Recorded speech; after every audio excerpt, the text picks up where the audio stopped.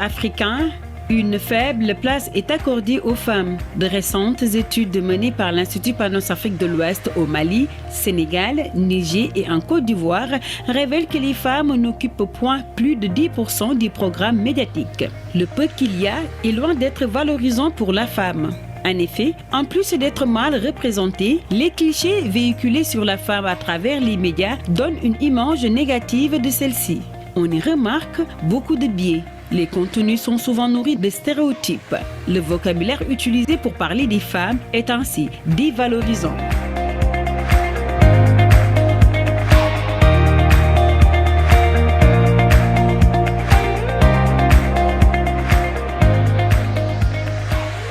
Et pourtant, des mécanismes internationaux existent pour améliorer l'image de la femme véhiculée par les médias. On peut citer la déclaration et le programme d'action de Beijing de 1995 qui recommande de mettre un terme à la diffusion d'images négatives et dégradantes des femmes. La CEDEAO, à travers son protocole additionnel relatif à l'égalité des hommes et des femmes, entre autres.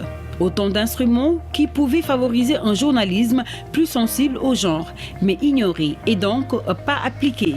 Malgré tout, des initiatives existent. Elles sont menées par différentes catégories d'acteurs et militent pour une information et une communication plus sensible au genre. Ces bonnes pratiques méritent d'être capitalisées et partagées à grande échelle.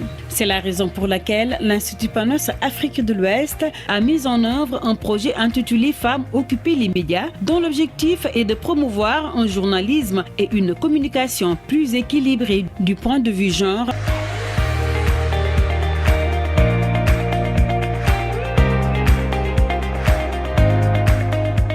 Les pays impliqués, le Sénégal, le Mali, le Niger et la Côte d'Ivoire. C'est dans cette même lancée que l'Institut Panos Afrique de l'Ouest a organisé un atelier régional du 11 au 13 décembre 2019 à Saly au Sénégal. L'un des objectifs majeurs de ce séminaire était d'amener différentes catégories d'acteurs venus de 8 pays à partager leurs pratiques de renforcement de capacités allant dans le sens d'une information et d'une communication plus sensible au genre. Ces expériences vont des initiatives des écoles de journalisme jusqu'à l'évaluation des bonnes pratiques en passant par le mentoring, les expériences des radios communautaires, des associations de radio locales, celles des jeunes, mais également des organisations de la société civile, les médias traditionnels et les réseaux sociaux. Le genre est intégré dans le texte même qui régit le CECI. Ça veut dire qu'une nouvelle équipe ne peut pas modifier, ne peut pas l'enlever.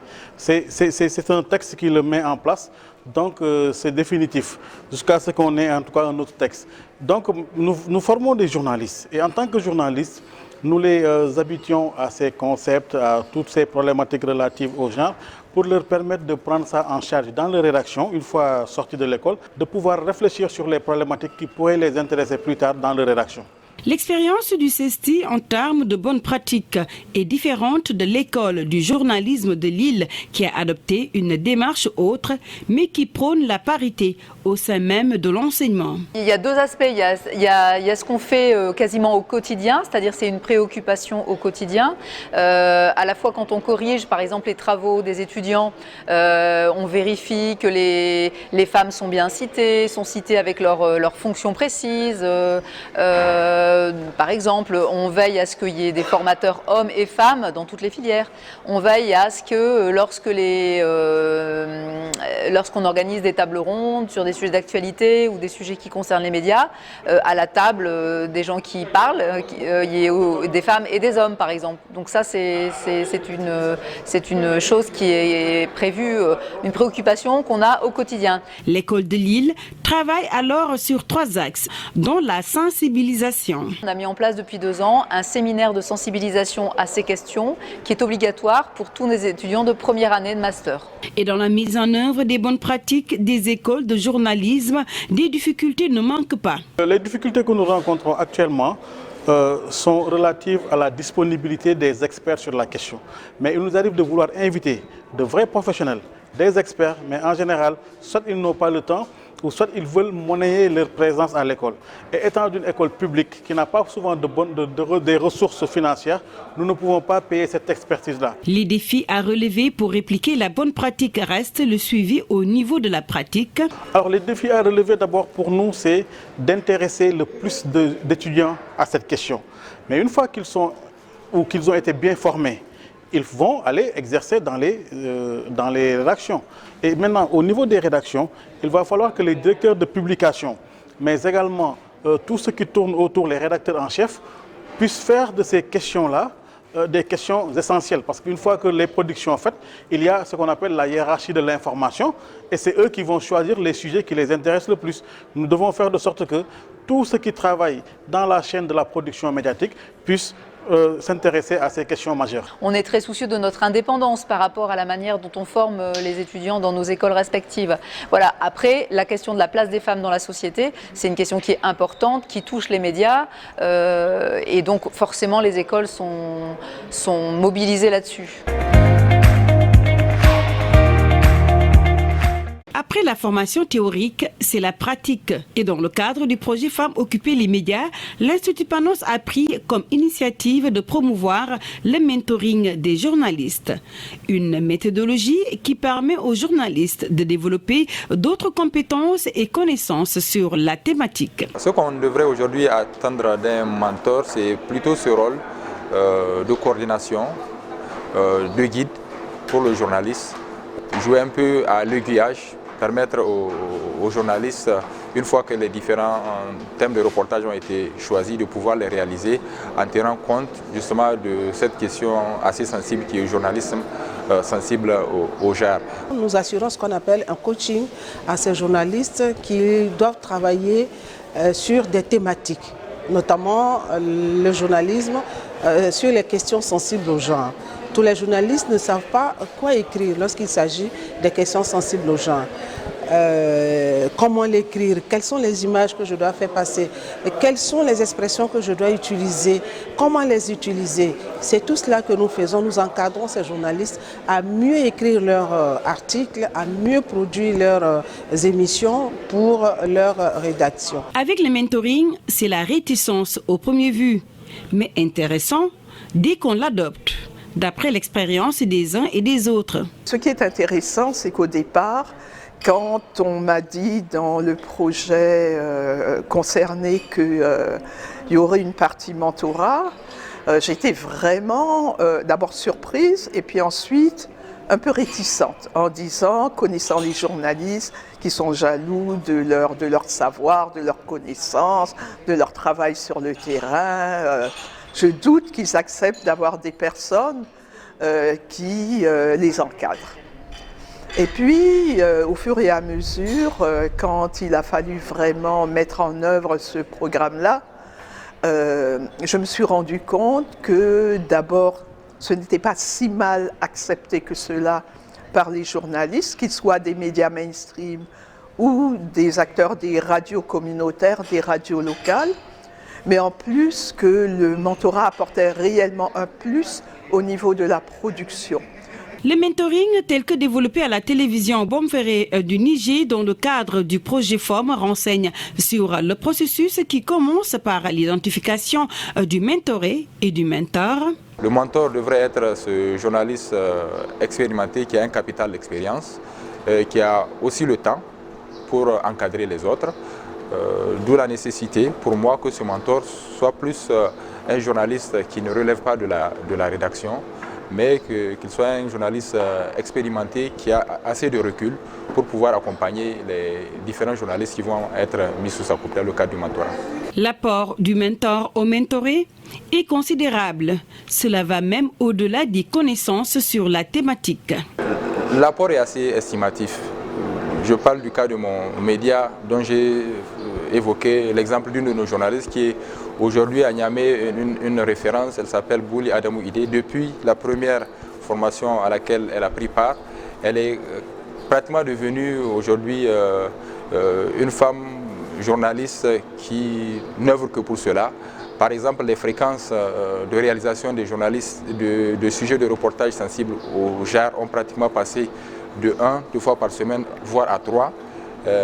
Aujourd'hui, grâce à ce travail de mentorat également, elle est devenue une sorte de voie pour les femmes, par exemple, qui ont des problèmes de santé, qui n'arrivent pas à trouver les moyens pour se faire hospitaliser ou pour se faire soigner. Les expériences des uns et des autres ont montré que le mentoring externe révèle bien des difficultés. Il y a des incompréhensions de fois entre le journaliste mentoré, le rédacteur en chef ou l'administration.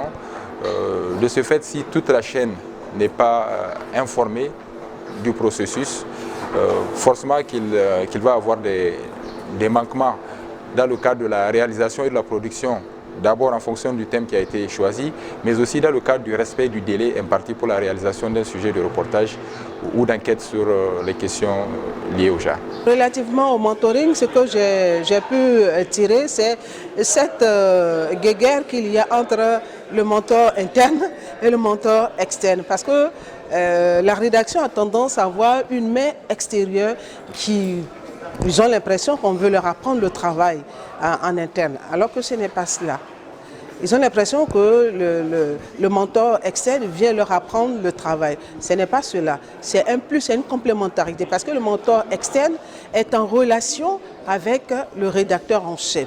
Malgré les difficultés, le mentoré gagne en connaissances et en compétences, à l'exemple de cette journaliste de la Côte d'Ivoire qui a bénéficié dans le cadre du projet FOM d'un mentor. Dans le cadre du projet FOM, j'ai été mentorée en 2017 et c'était une expérience intéressante. Lorsque j'ai choisi mes sujets, j'ai présenté au mentor. Et le mentor, il a validé les sujets, il suivait la progression de la réalisation, il me demandait à chaque fois à quel moment je suis. Il mettait aussi souvent la pression pour les délais de réalisation parce que nous avions des délais de réalisation. Ensuite, il faut dire qu'à mon niveau, il n'y a pas eu de problème particulier entre mon rédacteur en chef et le mentor parce que dès le départ, le rédacteur en chef était informé de ce que je participe au projet FOM et il a adhéré, il a donné son accord pour faire publier l'article. Du coup, les articles ont été publiés sans grande difficulté. Moi, j'ai eu la chance d'avoir des mentors qui étaient plutôt dans une relation d'interaction, donc c'était des échanges interactifs. En Côte d'Ivoire, grâce au projet FOM, une quinzaine de journalistes a pu bonifier la qualité technique et thématique des productions relatives au genre, ce avec la contribution des mentors.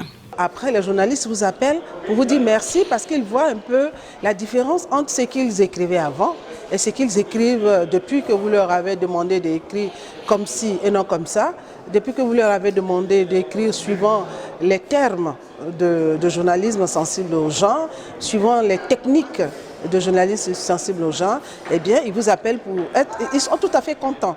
Ils vous appellent pour dire « j'ai bien écrit ». Et on sent cette différence de ne pas employer des expressions dévalorisantes des femmes, ou des enfants, des jeunes. Voilà. Hormis les médias mainstream, les capacités des radios communautaires et radios-clubs citoyens ont été renforcées dans le cadre du projet Femmes occuper les médias. Et c'est dans ce cadre même que l'Institut Panos Grand Lac a misé sur l'expertise du coaching, une méthodologie adoptée pour former des radios communautaires. Le coaching city, je pense que c'est une bonne pratique qu'il faut vulgariser dans beaucoup de pays parce que ça permet de mieux connaître les réalités de votre média, de connaître les problèmes et d'avoir une certaine interaction avec les rédacteurs en chef, avec même la direction. Et c'est important et ça permet une bonne appropriation qu'il faut diagnostiquer, savoir les problèmes organisationnels, leurs besoins, leur profil et essayer d'écouter, d'écouter les gens, mais aussi de voir au niveau des productions, essayer de faire une écoute critique des productions pour avoir la photographie de base, de départ, et après le coaching, vous avez une photographie d'arrivée qui vous permet de comparer et de voir l'impact de la méthodologie. En fait. Voilà, avec le coaching in situ, grosso modo, brièvement, c'est ça. Un coaching qui vient rectifier beaucoup d'impairs. Je peux vous donner un exemple. Dans certains médias que nous avons coachés, nous avons trouvé qu'il y avait par exemple des médias qui n'organisaient pas de conférences de rédaction. Alors que vous savez, une conférence de rédaction dans les médias, c'est quelque chose de très important. Après ce coaching institué par des experts que nous avons recrutés, les journalistes et les rédactions ont adopté de bonnes méthodes, de bonnes pratiques d'organiser régulièrement des conférences de rédaction. L'Institut Panos Grand Lac, pour la mise en œuvre d'un bon mécanisme de production, travaille avec des partenaires. Si nous avons associé les instances de régulation et les associations professionnelles des journalistes, ce qui permet justement de pérenniser ces actions. Les radios communautaires jouent alors leur partition dans le cadre du projet FOM. Comment contribuent-elles à mettre en exergue des contenus sensibles au genre? L'expérience Femmes occuper les médias s'est basée sur l'identification et sur le choix des radios et Radio Club Citoyen, sur la formation, sur les droits des femmes, ainsi qu'à la mise en commun des radios Club Citoyen et l'élaboration et le suivi d'un plan de réalisation et de production. On a adopté dans le processus de renforcement des capacités une méthodologie différenciée. Parce qu'avant, on prenait les radios et les clubs, on les mettait ensemble, on faisait une formation et les gens allaient produire. On a identifié des rôles bien particuliers par rapport à chaque type d'acteur. Donc chaque type d'acteur a bénéficié d'une formation. Et après, il y a un dispositif de suivi également différencié, séparé. Chaque groupe est suivi par un consultant ou une structure spécialisée en la matière. Et donc c'est comme ça qu'on a géré la collaboration entre les clubs et les radios, pour aboutir à un processus de production qui a permis aux radios et autres de produire pour le Mali pendant 3 campagnes, pour le Sénégal pendant 2 campagnes. On avait des radios communautaires, on a choisi des radios communautaires bien ancrées dans leur milieu, c'est-à-dire qu'il y avait un bon ancrage communautaire, mais également des associations de développement à la base qui s'intéressaient aux questions de droits des femmes. On a renforcé leurs capacités et on les a amenés à collaborer ensemble et de coproduire ensemble. Beaucoup de résultats, en fait, un rapprochement très net et très clair entre radio et organisation de développement à la base. Avant, c'était 2 acteurs qui se regardaient en chien de faïence.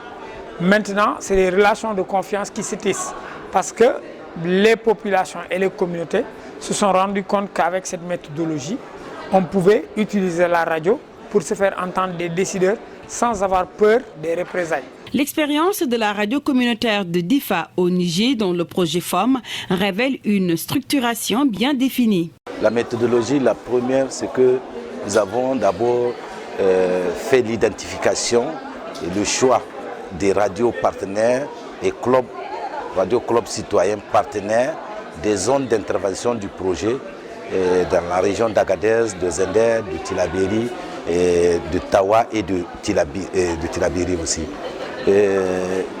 Après l'identification, nous avons procédé à la formation des animateurs, mais aussi des clubs radio. Avec le plan, on comprendra que quelle date la radio avait promis de faire l'émission, est-ce que ça tient? Si ça a été décalé, pourquoi ça a été décalé? Et quelle pourrait être notre contribution pour aider la radio à pouvoir réaliser l'émission avec les clubs d'écoute. Et pour maintenir la durabilité des bonnes pratiques, DIFA assoit des critiques pour rectifier s'il y a des erreurs. Mais aussi, dans l'autre pratique, c'est que les clubs se réunissent pour écouter les émissions, donner leur feedback à la radio et puis reprogrammer un autre débat autour de la question abordée par les clubs d'écoute. Puisque si les clubs pensent qu'il y a des choses qui n'ont pas été dites dans l'émission par rapport aux droits des femmes ou des enfants ou sur les droits humains, ils en parlent dans le débat et les personnes ressources sont là pour confirmer ou infirmer ce qu'ils ont dit. Au-delà des difficultés, des résultats positifs ont pu être enregistrés par ces radios communautaires dans le cadre du projet FOM. Et je vous donne un cas d'exemple des religieux qui sont venus prêcher par rapport aux droits humains pour expliquer que la femme a des droits et voilà ses droits, elle doit être protégée et par l'homme et la femme aussi a le même devoir aussi de protéger l'homme. Donc ce sont vraiment des pratiques qui ont été partagées au niveau des médias et qui vont apporter ses fruits dans l'avenir. Entre les démarches des radios communautaires et celles des radios-clubs citoyens, il n'y a qu'un pas. Les radios-clubs citoyens qui ont comme objectif de faire entendre les voix des organisations de développement à la base, comme les organisations de défense des droits des femmes, qui travaillent en étroite collaboration avec les radios locales, à l'exemple du réseau national des jeunes filles de Mopti au Mali. Nous, en tant qu'organisation de la société civile, nous sommes en collaboration avec les radios pour être mieux écoutés et pour bien communiquer aussi et pour mieux être entendus et pour pouvoir interpeller aussi les décideurs aussi. Toutefois, il leur est difficile pour les radios-clubs citoyens de mobiliser les femmes principales concernées. Nous sommes confrontés à certaines difficultés, comme souvent pour mobiliser, parce que tu sais, avec les organisations de la société civile, pour mobiliser souvent les femmes, il faut un petit moyen.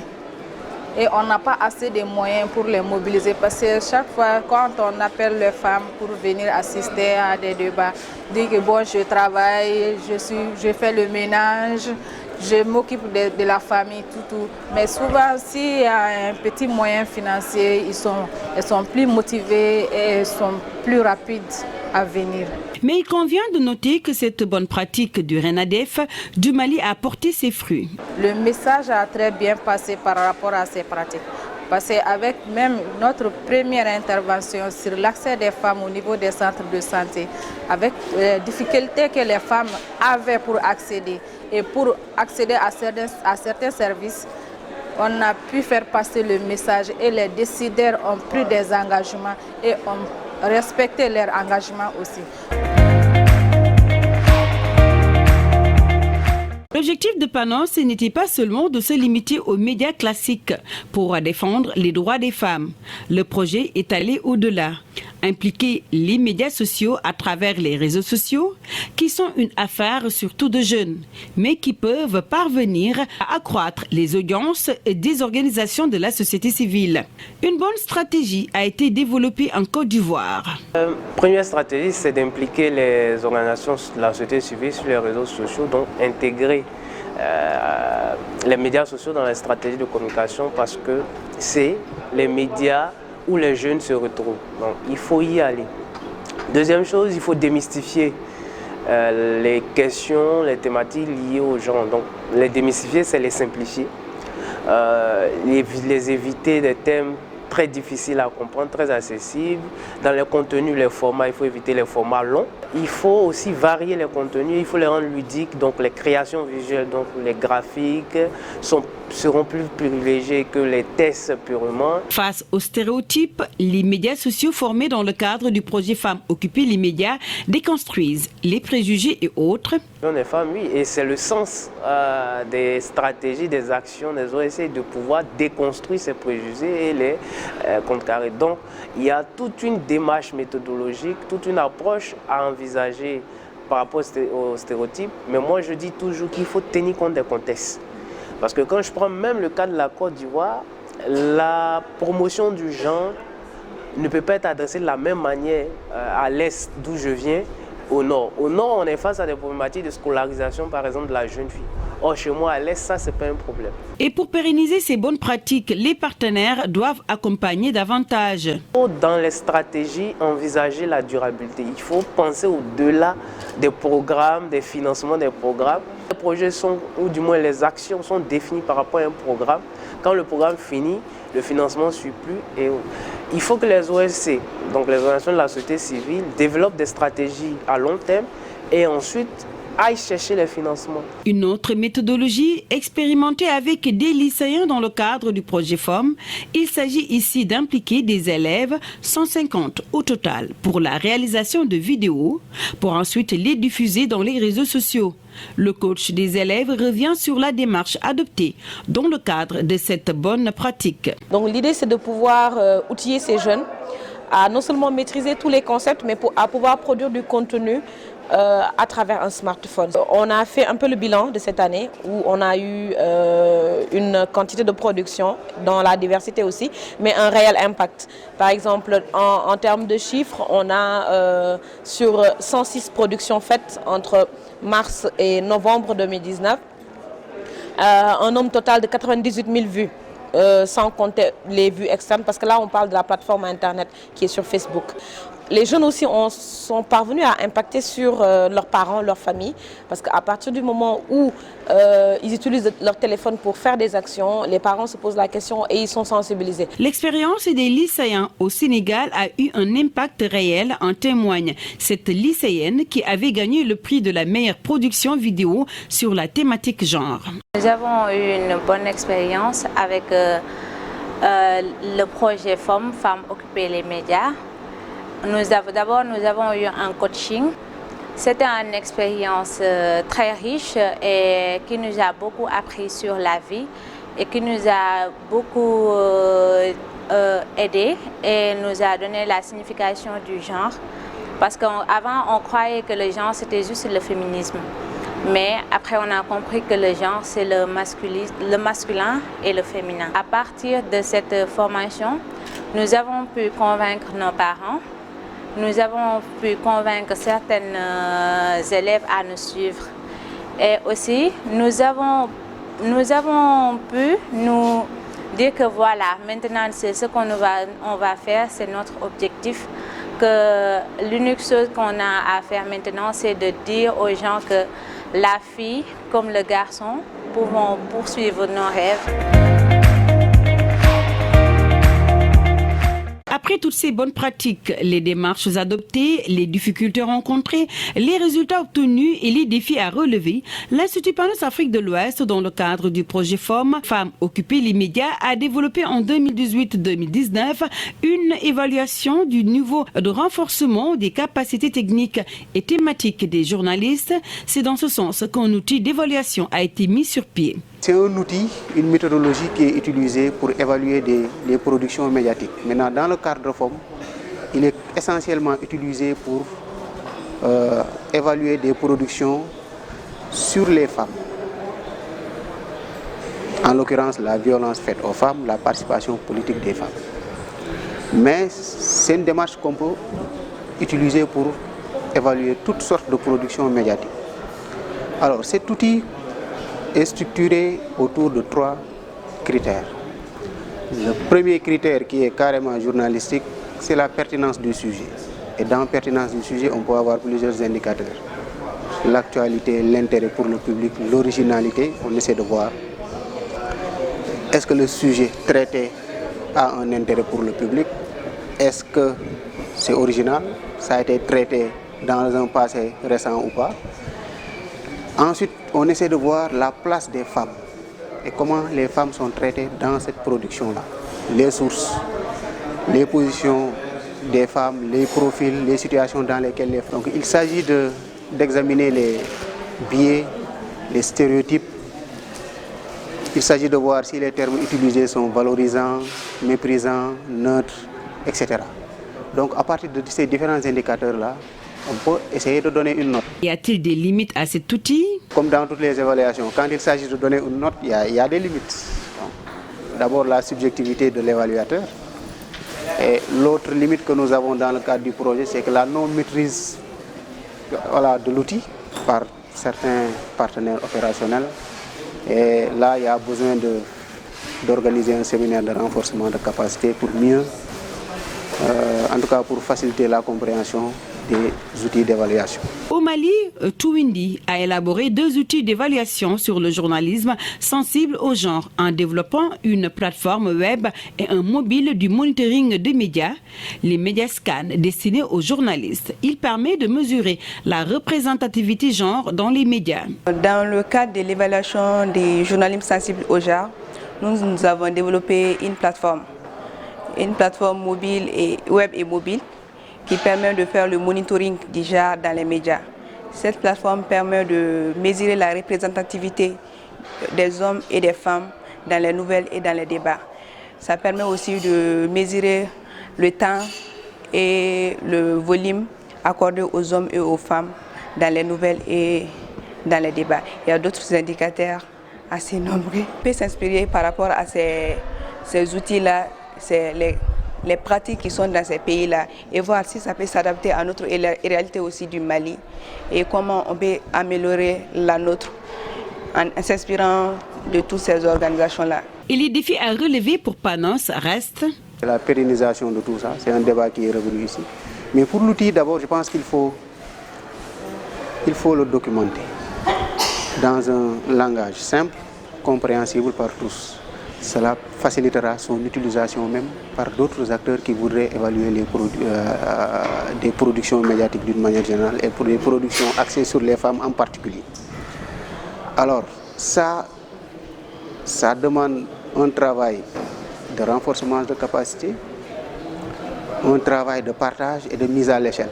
Cet atelier qu'a organisé Panos du 11 au 13 décembre 2019 a permis le partage d'expériences et de meilleures pratiques entre participants impliqués dans le Progiform et d'autres pas du tout. Cet atelier est important et c'est la raison pour laquelle nous associer à ce type d'atelier est important parce que cela nous permet de nous approprier la thématique et de repartir à la base. Pour sensibiliser davantage nos collaborateurs qui sont sur le terrain. Le journalisme sensible au genre, c'est ce à quoi on mesure le journalisme. Le journalisme, tout simplement, et le journalisme de qualité.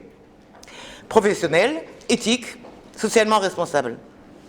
Le journalisme au genre, finalement, c'est le premier indicateur de la qualité du journalisme.